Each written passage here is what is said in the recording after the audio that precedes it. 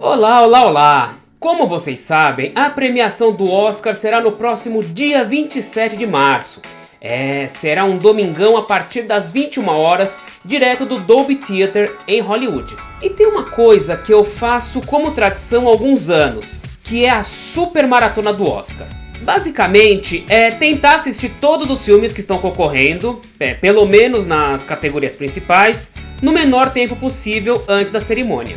Então eu resolvi trazer essa tradição aqui pro nosso canal, o Fábio Salum de Tudo Um Pouco. Então nós teremos review das 10 obras que estão concorrendo na categoria de melhor filme, que são as seguintes.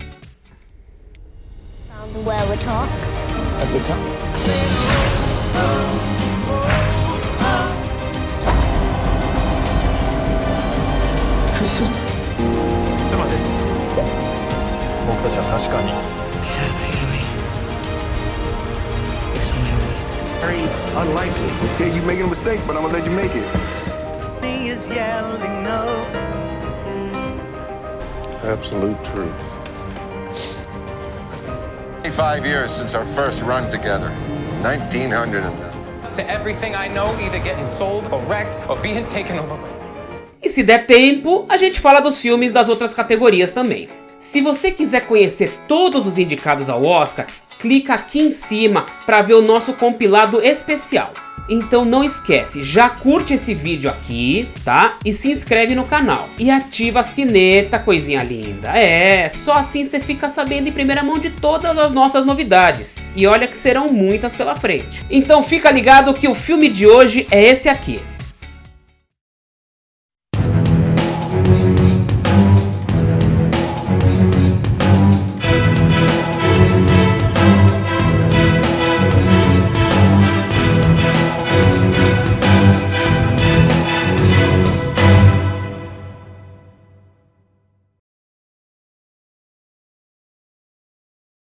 Ataque dos Cães é o filme com o maior número de indicações ao Oscar, e ele desponta como um dos favoritos para a categoria de melhor filme.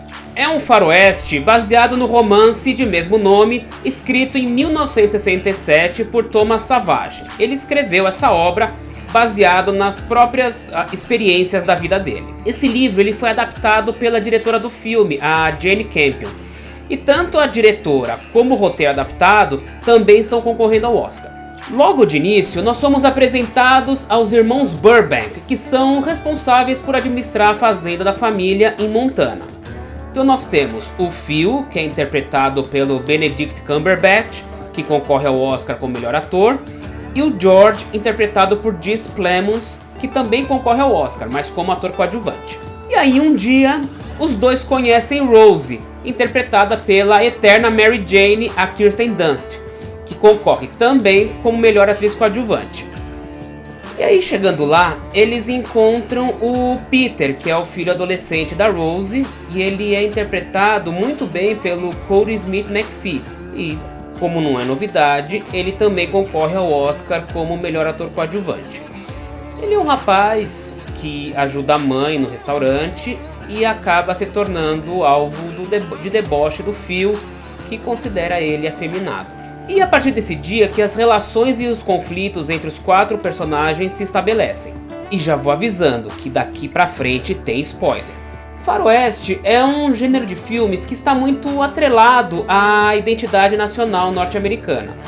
Os grandes clássicos retratam a época da conquista do Velho Oeste, no século XIX, com o avanço dos colonos em direção às terras selvagens na Califórnia e no México. Em geral, no faroeste nós temos contos e fábulas maniqueístas que falam sobre civilização e barbárie, com estereótipos bem definidos sobre gênero, família e sociedade. E a releitura de westerns não é nenhuma novidade no cinema, e ela tem sido mais comum nos últimos anos, como em boa parte da filmografia do Robert Rodrigues e do Quentin Tarantino, em especial o Django Livre e Os Oito Odiados. Tem também o francês Os Cowboys, e essa releitura também está presente no Cry Macho, que é o último filme do Clint Eastwood.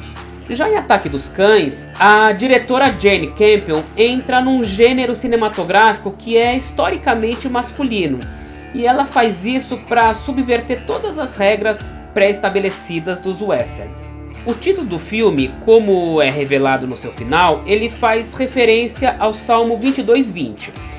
Livra-me da espada e livra minha vida do ataque dos cães. Mas o que seria esse ataque dos cães, afinal? O que nós podemos perceber logo de início é que o filme não traz cenas de ação típicas, como duelos, assaltos a diligências ou o popular bang bang. Nesse caso, as coisas são mais contidas, né? Pouca coisa é dita e a violência ela é psicológica e não física. O grande foco do filme é levantar nossos questionamentos sobre identidades pré-concebidas ou já instituídas. E Ataque dos Cães, ele se passa em 1925, mas ele traz questões que são extremamente recentes e que a gente ainda não consegue se desconectar delas como sociedade. São questões como masculinidade tóxica, como abuso psicológico, desejos coibidos e repressões interpessoais. E aí o olhar da Jane Campion está bem direcionado nos padrões sociais do masculino e do feminino, do que é ser másculo e do que se espera de uma mulher de bem naquela época. E ela pega esses padrões e aí ela disseca ele por meio dos contrastes que existem nas relações entre os personagens.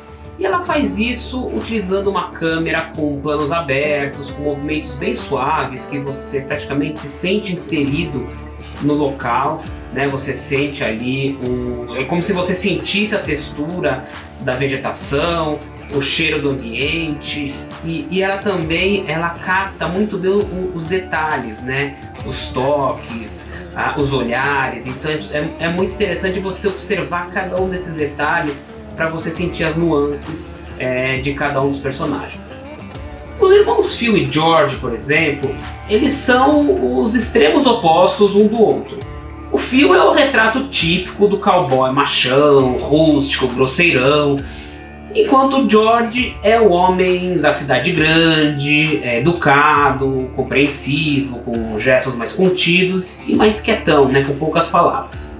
E uma coisa que a gente vê ali desde o começo é um ressentimento que o Phil tem em relação ao George. Porque o George foi estudar fora, e ele retorna mais civilizado, né? E aí, por isso ele teria abandonado a sua identidade e tudo aquilo que o grande modelo para eles, né, especialmente para o Phil, que era o Bronco Henry, ensinou que era preciso para ser homem. E aí esse ressentimento do Phil, ele se transforma em ciúme, inveja, quando George se casa com a Rose, que é uma viúva cujo primeiro marido ele se suicidou, e aí ela traz a tiracolo o filho adolescente, o Peter. E é interessante que o George ele encontra na Rose o amor, né? Um amor que ele nunca sentiu na vida e que ele sempre parece ter buscado, tanto no Phil como na sua família, que é mais distante, e sem ser muito bem correspondido. E isso fica muito claro na cena em que a Rose ensina o George, ali todo meio desengonçado, meio tímido, ensina ele a dançar, né? E aí ele se emociona. E ao se casar com a Rose, o George ele quebra uma dependência que ele tinha do Phil. E aí o Phil fica totalmente furioso e passa a praticar todo tipo de tortura psicológica com a cunhada. E para suportar essa nova rotina em uma casa estranha, né, com um outro ambiente que não é o dela, a Rose ela começa a buscar amparo no álcool. E é interessante essa questão da contradição, porque o álcool é justamente algo que ela, lá no começo do filme, ela fala que ela não suporta, né? Ela não gosta de ver no restaurante o pessoal bebendo, até porque o seu primeiro marido, ele era alcoólatra, e aparentemente, por causa disso, ele teria se suicidado. E as ações abusivas do Phil com a Rose, né, sem trocar nenhuma palavra, elas reforçam como os relacionamentos abusivos, eles não precisam ser apenas agressões físicas, mas o abuso psicológico ele é tão terrível quanto o abuso físico.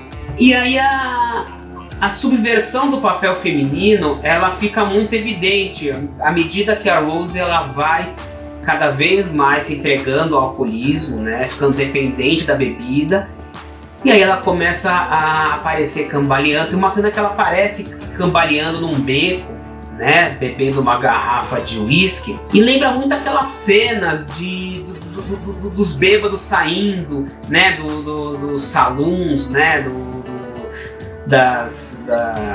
dos cabarés de Velho Oeste, né? Só que no caso são homens, e aí você vê essa cena repetida por uma mulher.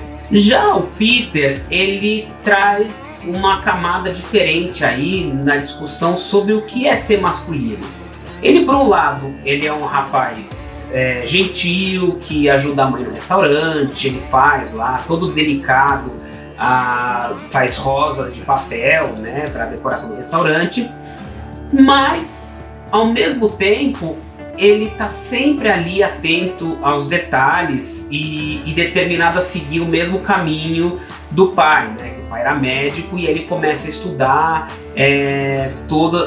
estudar só por conta própria, né? E aí se dedica bastante a isso. E essas dicotomias do Peter, elas ficam muito evidentes quando ele mostra um lado sensível.